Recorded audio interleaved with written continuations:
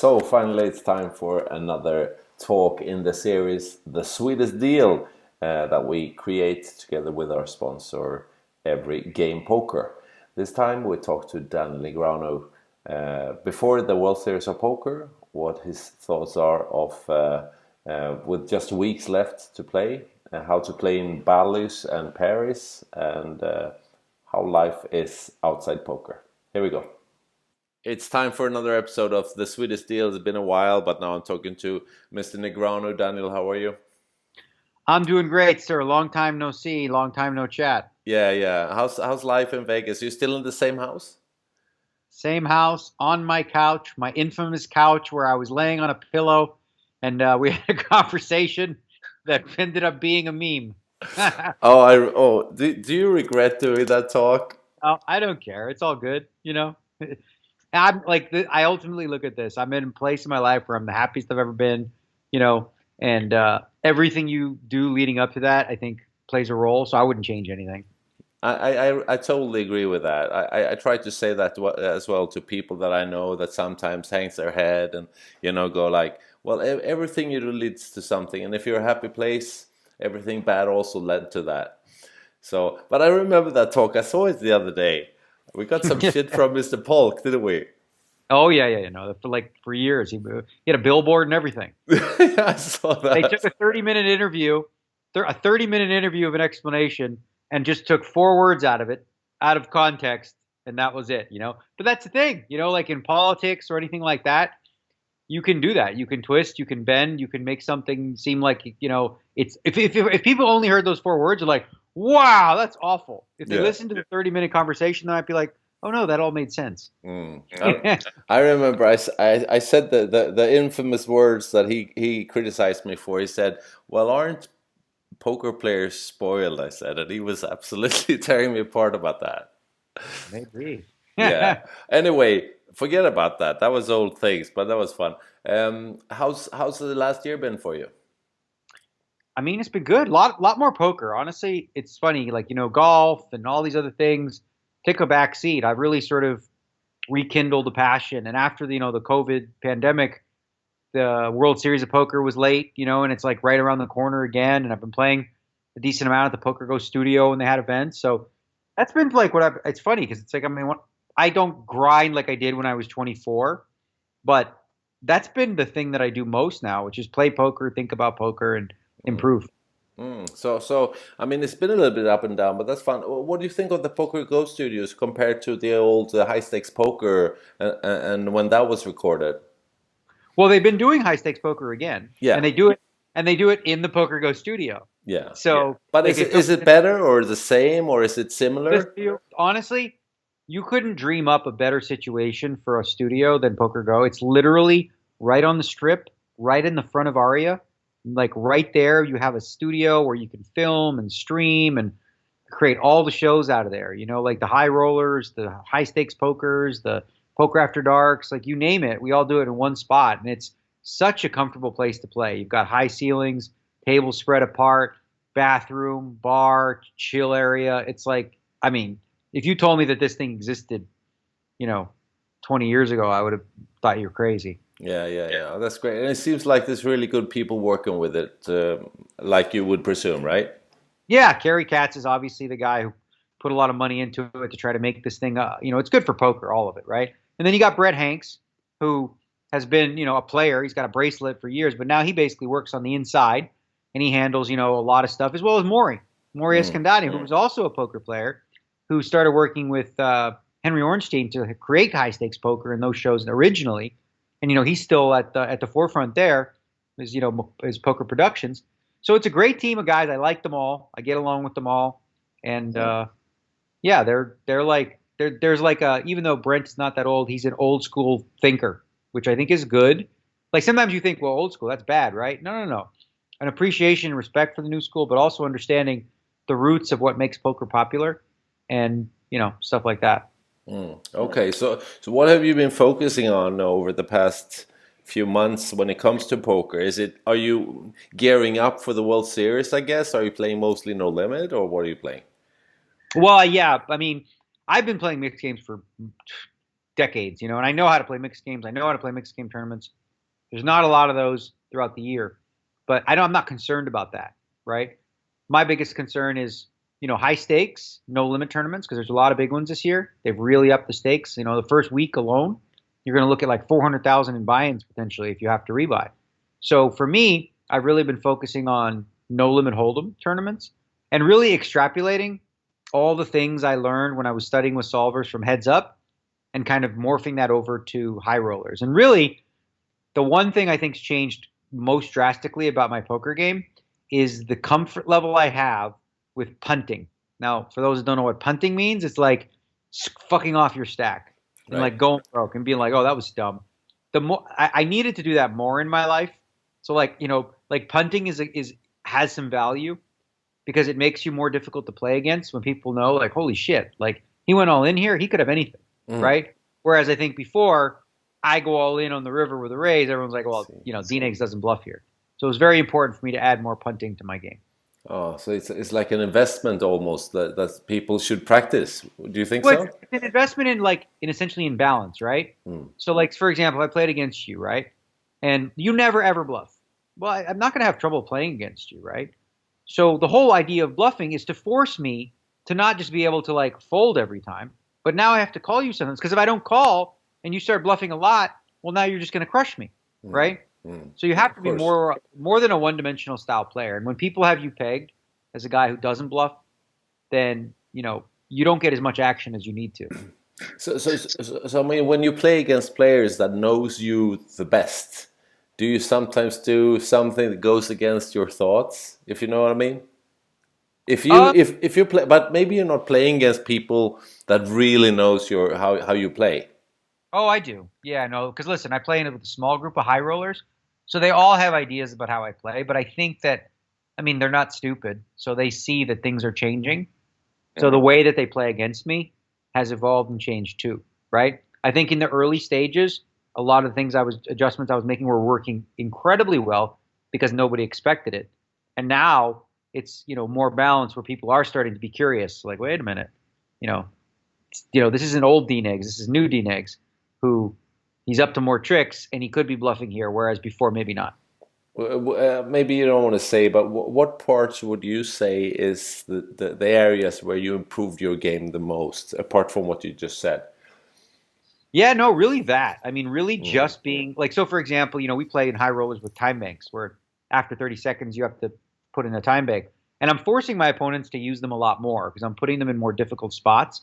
And part of the reasons I'm doing that is just a better understanding too of bet sizing and putting people in weird spots sometimes where maybe you're doing some overbetting. There's 4,000 in the pot, I'll bet 10,000. Like what? Yeah. That forces your opponent to make some difficult decisions, when you polarize it. Then some smaller bets and some medium-sized bets and just really kind of thinking in terms of what my range can have and what it should do as a whole in this situation and going from there. So really like learning poker, the fundamentals, like how, like if how a watch works, learning all that, and then sort of adapting with all the 20, 30 years experience I have playing poker. Right. Is there any room for playing online these days? Because I think that after the pandemic, people love to play live, don't they? Is there a lot of action going on? Yeah, so GG Poker, they've crushed. Like ever since I signed with them, they were a small site, and now GG Poker has all the traffic, all the high stakes, and there's always been like a scoop around this time, and GG Poker, we're doing double scoop, where basically double the guarantees. We're going to run a spring championship of series as well, and then of course GG Poker has the rights to the World Series of Poker, and we run real bracelet events on there internationally. So I love playing on it. Honestly, obviously I'm a GG ambassador, so it's whatever, but I enjoy, and many people tell me it's fun. It's genuinely fun to play in the software. What makes it fun? The sound effects, the squeeze, the little emojis. Like you can have conversations with emojis, and then you can use my emojis. You have a snap cam where you can send people videos like on the thing. And the whole dynamic, the software, everything's so clean. It doesn't feel like, it obviously, it doesn't feel like it's geared towards like professionals with a very boring logistical, setup. It's more like designed for action and fun. And like you have like literally, if you win a really big pot, like how ridiculous is this? You win a really big pot against a guy. There's a me. I jump on screen going dun dun dun dun dun dun dun dun dun dun dun dun dun dun. Whoo! Like how obnoxious and annoying is that, right? But that's a good thing. And also like the river squeeze too. You know, like that moment where you're all in and you know you don't know and you see the river card and you get to squeeze the card yourself and look at it slowly and create that sort of anticipation. Like little things like that go a long way towards making things fun. And they're always really good about, you know, all kinds of promotions that they do where they really do a lot of huge, like these guarantees that they run sometimes. And like, I tell them like, you know, there's no chance you're gonna hit this guarantee. They're like, yeah, that's okay. You know, give back to the players. And they get that. They want to create like spectacles in a big way. That's really nice. No, the squeezing thing is funny because sometimes my screen on my laptop is really dirty because I've been squeezing with my thumb on the screen, you know. So we don't have to do that anymore. Yeah, exactly. Okay, we got the software for it. That sounds good. All right. What's the situation in Nevada? Is it going to be possible to play online poker there in the future, you think? Well, they do have online poker in Nevada already, but it's ring fenced, so you can play on WSOP.com. Yeah. It's basically the only site. And, you know, you can play now. They've actually done a good job of, you know, you can play against people from New Jersey and Delaware, and I think Pennsylvania may come on board so that there's more players, right? Because if it's only one little state, you just don't get enough action. Of course, so hopefully, you know, we continue to expand. And like I said, Pennsylvania is a big state. If you can get on board, you know, now you're talking about some critical mass. So you can play. Like, for example, during the World Series this year, I will be playing online bracelet events too. Right. Because they run on WSOP during the series. That sounds good. I mean, we used to talk a lot about politics and stuff. Do poker players still have the opportunity to talk to lawmakers, politicians in any way? Is poker still a hot topic nationally? Yeah, I don't think it is really on like not like it was, right? I think we've settled in with, listen, these people, generally speaking, the way that politics works in the U.S. is if you're in Congress, your job, you spend 40 hours a week, right? You think it's on fixing road. No. You spend 40 hours a week raising money from people for your next campaign. That's what they do. I'm not kidding. Like so their number one priority is making phone calls, whatever, raise money for the next thing. It's a ridiculously broken system in that regard. So the issues that they do have to tackle, poker ranks really low, right? Like there's other things, like if you're in California, you know, water and, you know, other things like that. So poker never really ranked all that highly, but a lot of states need money, right, to function. So you see Nevada, New Jersey, like they've taken it on to raise some, you know, more money for the state, for the state, and hopefully they see that down the road working, and then, you know, it continues to grow across the U.S. Right. Yeah, it was more of a hot topic back in the day, and it was a more of a interest of the whole population in another way. But it's still pretty big in the States. People are playing poker, but more live, I guess. No, yeah, listen, like it's really growing. Also, this is another thing too. It's kind of fun. So there's GG Poker, which you can't play in the U.S., but then there's also like ClubGG. Okay, so ClubGG you can play in the U.S. and it's totally free. Let's say you have some buddies in Sweden that you want to play like a game with. You can create the game, create tournaments, whatever you want in your own little club kind of thing. And they also have like a subscription model. So for like $50 a month, you can qualify, for example, for the main event of the World Series. Like $50, you can, you know, qualify. Last year we had a guy, he qualified on ClubGG, and he ended up turning $50 into $500K. He came like 12th or something like that. He made a deep run, yeah. So there's that. There's other, like there is online, you know, happening. A lot of people, what they did during COVID was they found private apps, you know, that they were playing on. And like I said, ClubGG is one of those ways that you can do that. Like, you know, let's say if you have 20 guys that you all want to play on something, you can use the software on ClubGG. And if there's no money, right, if you guys want to play for money, that you handle that yourself, right? Right. But like, say you wanted to run, if you want like Rikard's home game, you run your home game on ClubGG, you use the software, whatever. And you send the money afterwards. Well, whatever. There's no rake, no nothing. So it's totally free. Like, you know, it would be silly. Like some of these private apps, you know, they have these systems where they have to pay rake and all. I'm like, why would you do that when you can play on better software on ClubGG for free, you know, and do your own thing? Okay. Sounds good. Now, World Series is not too far away. It's just a few weeks off. What do you think of the move from? I know you enjoyed your motorhome over there. How is Bali and Paris gonna be? Okay, so I'm going to be honest, right? Because that's important. The situation at the Rio was absolutely perfect. Not only for me, I think it was the perfect venue possible for the poker tournament, right? To park, there was plenty of parking, and you can come in off the strip. It was very easy to get to. Now, a lot of people complain about the casino, the rooms. I never gave a shit about that because like the convention space was good. Had my own food sorted, So the complaints that people had, I think, before, they just got tired of the Rio maybe. So there will be a couple positives, right? So you move to Bally's Paris, to a new environment, maybe more restaurants, more places to eat. That's the upside, right? A nicer room or whatever. Like I didn't care. The room's the room. The downside, it's on the strip, right? So if you have a restart on the day 2 and there's 2,000 people that have to be there at noon, all these cars coming onto the strip trying to park, traffic could be an issue as well as finding parking, right? Because it's not going to be as easy access.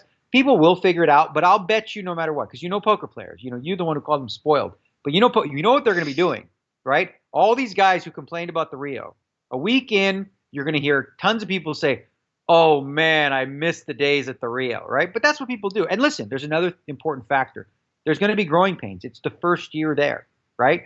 So anytime you have I remember I went to the Wynn one, the opening day, there was a beautiful restaurant called Wing Lei. The first day I was there for opening day, you had to wait like 3 hours for your food. It was a shit show, So that stuff's going to happen. There's going to be some logistical nightmares. There's also another issue. Since the pandemic, many companies, restaurants, and they're having a difficult time finding employees. So you need like 1,200 dealers to run the World Series of Poker. Maybe they have about 900 or so. So there'll be issues, right? But I hope that people have patience in year one to not be like overly annoyed. And as for me, the key thing you mentioned was the RV. There is no place to put an RV there. And I was really concerned about that. But I did secure, because I'm always a planner, I did secure like a green room for myself where I can go and rest and relax on breaks. Because I think people don't realize, first of all, I do vlogging every day. I'm dealing with fans and pictures and autographs and all that kind of stuff. So when I get those 15-minute breaks, they're sacred. They're super important for me. If I don't have them, I won't function mentally. I'll lose my mind legitimately. Because if you think about the 15-minute break, if I engage with fans on the break, then I don't get to go to the bathroom at all. And I don't get to eat. I don't get to relax. I don't get to, have any peace of mind. So having that room for me is incredibly important. And if any fans do need to talk to me, if you're listening to this, please do so in between hands. You can say, "Hey, Daniel," and I'll look over, and then maybe we'll do it then. But often what people do, and they're trying to be respectful, is they wait till the break, right? Because they're like, "Oh, I don't want to bother him when he's playing." And then they wait till my break, and they're like, "Hey," I'm like, "This is the worst time for me. I know you didn't know that, but I promise you, I'm going to go take my break, and when I come back, I'll take care of what you need." Because if you stop for one, then another one comes, and then another one, and what are you going to do? Where do you stop the line? Last one. And everyone says that too. They're like, "Last one, last one." I'm like, "You say last one, but there's 6 people behind you who disagree with you." You've always been you always want to be nice. You want to be nice to these people. You respect them, and it's really a difficult situation. So you hate to be the asshole, right? Here's the thing, right? Here's the truth. When someone comes to meet you at the World Series of Poker, let's say they drove from Iowa or they came from Sweden, and this is their one and only chance to meet you, and they've been wanting to meet you, right? That experience for them is going to be impactful, right? If you're having a bad day or you treat them poorly or you don't, that's how they will define you forever. He's an asshole, right? Then they'll go on a poker forum and they'll tell everybody he's an asshole, even though it happens once in a million, right? But then, that's the new narrative. So for me, I respect and appreciate the fact that this is their only opportunity. So if I am having a bad day, if I just got rivered 6 hands in a row and I'm dealing with whatever, I have to turn that part off and be like, "Hey, how's it going? Where are you from?" "Sweden." "Vovil Fisken." And have a little chat with them. Make the experience something that they will remember in a positive way, right? And, I've always felt like that was important to do. Because, so you've seen you got your we call it you get some bad mouths and so on. Has it always been important? Because there are quite a few poker players that don't care that much about their reputation in that way. You know what I mean? Well, it's always been important for me because I've always been, even from when I first came onto the scene, I've sort of become like, like vocal in the community. I became, one of the more prominent figures, always on TV and all that kind of stuff. So like promoting the game of poker and the people, in there. And I just generally, I feel like when someone asks you for a picture, like you don't want to be an asshole for the sake of being an asshole. So even if I don't want to, and I'd rather not, I'm not going to say no to the person. I'll do it. And there are moments where, like I had a guy one time, I didn't even see him.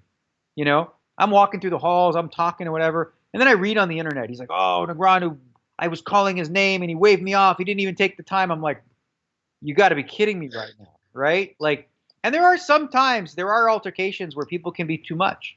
Like, especially when people are drinking, people come to the World Series, they're drinking, they grab you, they pull your hand, you're in a hand, they're like, come here, come here, come here. And then they try to tell you a story that's like, 45 minutes long. And I'm like, buddy, like the last thing you want to do when you meet somebody if you're a poker fan, the last thing you want to do is go up to them and tell them about your bad beats. Don't do that because I won't listen. I'll tell you, nope, I don't want to hear it. Nobody wants to hear it. No. Nobody does, especially me, right? Yeah. But again, most people, the vast majority of people are kind and respectful. But every once in a while, you deal with somebody who's overbearing and pushy. Yeah. No, we talked about the location. I worked with a company based in Austria with a Swedish guy working on it. I worked with them for a few years. They called Every Game Poker, a pretty small site. And they were happy about the Bali and Paris thing because they're going to bring qualifiers to the Millie Maker. And for them, Rio was more of, it was hard to stay in touch in a group, So for them to be able to see the Bellagio Lake and go to Aria and just be on the strip, it's a bonus. So yeah, I think I think the different experience will be based on whether you live here or you're traveling, right? Of course. So if you're coming from another place and you're staying in one of the hotels, you don't need to drive.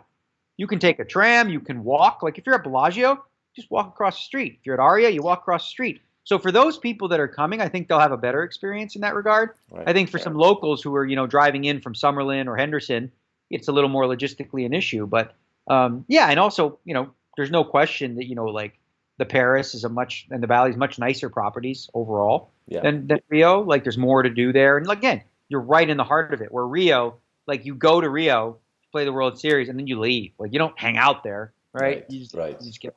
Yeah, I understand. Yeah, so I mean, you've done quite a few years. You're going to be vlogging, you said. Are you also going to do the being able to buy shares in you and percentages? How does that work? Funny you say that because literally, while we're talking, 3 minutes ago is when it went live. Really? The Pocket Fives. Yeah, I'm doing the package again, where you can buy a piece of the overall package, but it's probably going to be sold out by the time people see this because it goes quick. And then I'll be doing dailies. I post, daily opportunities to buy pieces of different events. We do all that on pocket5s.com. Mm. Yeah, I totally forgot. Yeah. Oh, the site crashed. Oh, let's see. He says, okay, I think the site is crashing. Is it because too many people are what? Well, this happens, right? Because so many people all jump in at the same time. We crashed the site. Okay, well, it wasn't my fault. So what's the deal? Do you do any markup at all? No, I actually charge no markup. I do it mostly for the fans to have a sweat and a piece. Because like with the vlogs, I think it's always more fun when, you're watching it, like you have a piece of it. Like if you watch a soccer game or you watch sports, betting on it makes it more interesting and fun. Of course. So how much of yourself do you sell this way? Is it different or is it? Yeah, go on. Sorry, 1 second, because they're like freaking out. Okay, that's funny. So sorry, what was the question? Yeah, how much of yourself do you put into shares for others to buy? So basically, I offer people 25% of the whole package, right? Which is about $400,000 or $500,000 worth, because it's about 2 million buy-ins maximum. And then the dailies, I'll put not for the small stuff because it's a waste. Because I'm not going to give as much energy to those anyway. So for the the big ones, I'll put up like the 25% in the dailies as well. So give people a chance to really have a piece one way or the other. Oh, that's really nice. And you can buy different. Well, go to pocket5s.com and look it up. Right now. Well, maybe it's open then. Maybe it's possible to buy shares later.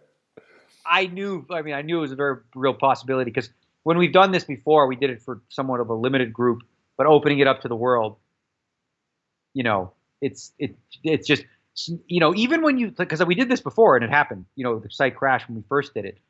Like you can do all the testing for your site you think you can do, and it's still like when people show up, it's, you know, more than you can possibly test for. Yeah, I know. So how many events have you planned to play? I don't have a number specifically, but I play every day, right? And I do have a schedule that I looked at that is a rough schedule because here's the thing: if you're deep in one tournament, you know, you're going to miss the next one Right. or whatever. Yeah. So it's always flexible, but generally speaking, you're going to see me in all the big buy-in tournaments. And there's a lot of big stuff this year. As I said, the first week, we're talking about 400K in buy-ins. So if there's like a 1,500 something and then there's a 10K, I'll be in the 10K. Mm-hmm. Are there any side bets? Like I remember 2015, you and Ivy were supposed to win a bracelet or two bracelets or something like that. Do you have any of those this year? So we're going to do the World Series of Poker Fantasy Draft again, and we're going to live stream it on YouTube. That'll be the day before on May 30th, and that's a lot of fun. It's a 25K buy-in where you pick your fantasy teams. And, of course, we're offering the pieces here. And outside of that, like side bets, I'm not going to be doing any like bracelet bets or anything this year. I'm focused on trying to win Player of the Year, and I don't need the extra motivation. Mm. And what was it? You were was it last year? You were on your pretty good way to do it, or was it a couple of years ago? Was it before the pandemic? In the last two World Series of Pokers, I came third and third. Right. The one before that, I actually won. I was announced the winner. Okay. But third time. Came Europe. Then like 5 days later, they're like, there's a problem. I'm like, what's the problem? So, well, they miscounted the points. So actually, Robert Campbell won. So I was 3-time champ. Now I'm 2-time. How did that? Was it just? Was it fair? Yes, I think so. I mean, listen, I don't want to take it from him if it wasn't deserving, right? Right. You know, they made a miscalculation in one of the points from the summer, actually. The point was miscalculated from the summer, and nobody knew, you know, obviously. Then apparently how it happened was like there was some Russian guy who had some side bets, and he went deep into the numbers and looked, and he found that my number was off by a couple hundred points, which it's unfortunate because had we known, like Sean Deeb, if he would have known, he would have played differently, and so would have I. Because I played the last event specifically to try to lock it up, and I did. And I would have played differently if I knew that I needed more points. But, right. You know, like, in the end, the guy who deserved, he won 2 bracelets, you know, he deserved to win. Yeah. Okay. But that sounds good. Now, so not much time for other things then. You're a pretty busy man, aren't you? Or do you have time for golf at all, or? Haven't been golfing. Right now, as I speak to you, I've got the NBA Finals, the NHL playoffs, the playoffs for both up on my TVs. So enjoying that. And just relaxing with my puppies right here on my left, working out, as I said, hanging out with my wife, and just doing like twiddling my thumbs, like waiting for the World Series to start because I'm ready. Oh, that's great. Well, what is the best way to prepare? Still vegan? Is that? Do you think that's recommendable, or is it specifically for you? To go healthy.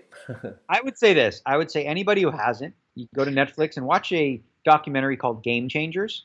Okay, and Game Changers is a documentary about the like super athletes who crush in their fields, and they all do it on a plant-based diet. And I think what is great about the documentary, and I was an executive producer on it, or actually associate producer, is it dispels this myth that vegans can't be strong, vegans can't compete, when in fact many of these athletes who switched to vegan saw increases in their performance in strength training and, you know, endurance and many things across the board. So I think the old adage, listen, there's more than one way to be healthy and to be athletic. And I think a lot of people thought, well, vegans don't get this. Don't get what, right? Vegans actually get everything that they need, right, on a vegan diet. And you can supplement with other things like B12 or whatever. But the whole myth was like, where do you get your protein, you know? Whereas when you look at a gorilla, right? They don't eat meat, but they're massive, muscular, huge things. Like nobody asks them where they get their protein. No, right? Of course not. Because they get their protein from, you know, the plants they eat and stuff like that. Yeah. So I'm a big believer in, and I got a certification in plant-based nutrition from Cornell University. I took a course and I got it because I wanted to, you know, learn on a deep level. And there are specific things that can only be achieved scientifically proven on a vegan diet, which is people that are diabetic. The only diet that's been proven to reverse diabetes is a low glycemic, plant-based, whole food plant-based diet. It also shows plenty of evidence of heart issues, like people who have, heart failure, heart attacks, all these types of things. That's not an issue vegans really face. And there's specific medical reasons for it. But yeah, I recommend it for everybody. But listen, if you don't want to do it, that's fine. For me personally, I believe that it's a great diet and it's super healthy. And you can eat other diets that include meat and dairy if you want that are healthy. But there's no question that you can eat healthy or bad on any diet, right? Of course. Like if you eat bad on a vegan diet, you can just eat French fries, ketchup, and potato chips. Those are vegan, right? That's not healthy, but So yeah, but it certainly can, be done on a vegan diet for sure. But because it happens so much in that area every year, I mean, over the last decade, is there nothing you miss? No, nothing, especially today, because it's been 20 years since I've had meat, but I like to cook now, and I've made my own stuff. But there are so many things, especially here in the U.S. There's fake ham. You can make fake burgers, fake meatballs, fake chicken. Anything you can imagine as a meal. There's an Asian restaurant here. It's a Chinese restaurant. It has fish, sushi, pig, cow, all that stuff. The whole place is vegan. And you take people there, they don't have any idea. They don't even know. You can't tell the difference, right? I did it to my brother. He ordered the beef and broccoli and the orange chicken. And I was like, what'd you think? He's like, that's the best I've ever had. I'm like, cool. I said, that wasn't beef. Wow. He didn't know at all. No, he had no idea. You couldn't tell. Yeah, excellent. So they've really perfected it, even with fake cheeses and things like that. So yeah, there's nothing I need to miss, because if I ever had a craving, for a burger, I can just have one. If I want a salami sandwich with cheese, I can have a vegan one. It's very easy. Yeah, that's good. Excellent, Daniel. Are there any other new things that you picked up on, or is it any new trends, any new sports, anything you tried? No, really, like I said, because I've been so entrenched in poker and I've been working out, haven't been golfing, just like I said, I'm doing this with my thumbs because I'm waiting for the World Series of Poker to start. And I'm loving that. And again, we're just watching a lot of shows with my wife, and, hockey's a big part of my life too, but there's, the playoffs going on. But yeah, really just chilling, waiting. It's crazy because it's the shortest turnaround we've ever had for World Series, because the last one was in the fall. So it's, not been that long, but I'm ready. I'm what is it, May? I mean, we're it's 2.5, 3 weeks away, and I wish it was tomorrow. Yeah. Okay. Now, nice talking to you again, Daniel. And we're going to look up those vlogs. Where do we find them? If you go to YouTube and you put my name in, youtube.com/Daniel Negreanu or whatever, if you put my name in, you'll find them, and they come out every single day. So, it's like a show. It's 15 to 20 minutes-ish. And you can sort of keep up with how the journey's going, especially if you were able to get a piece. I've seen it a few times. You have a guy helping you out, don't you? That fixes it and edits it, right? So I have a team. He's working on the whole thing right now with the site crash. That's why I'm getting the text. Yeah, I see. But he helps with I give him all the information about what I want in the vlog, and I tell him. He puts the graphics up and stuff. Well, he works with a team in Korea. So what happens is he does the music and stuff, but essentially what happens, I get done around 2 a.m. here, right? Well, 2 a.m. here is daytime in Korea. So once all the vlog is uploaded, and it all comes from my phone, uploads to the iCloud, those guys have access to all the video. They edit it, put it together, all the bells and whistles. In the morning, Christian wakes up, adds the music, posts it on YouTube, and it's up while I'm sleeping. Wow. Looking forward to see those. And good luck then in the series, Daniel. Thank you. Hopefully this this site doesn't crash for too long. We'll fix it. Go to Pocket Fives and maybe you can buy a bit. Since it crashed, maybe that's a good thing. So people have the time to go in there. Yeah. Right. Okay, Daniel. Good talking to you, and we'll stay in touch, and we're gonna follow you through the series. Okay, buddy. Sounds good. Okay. Take care now. Have a good one. That was a really nice talk with Daniel, and we thank our partners, Every Game Poker. It was really nice to talk to Daniel, and we look forward to see him do well during the World Series of Poker. And don't miss out on his vlog that you can find on YouTube. We'll see you next time. Bye.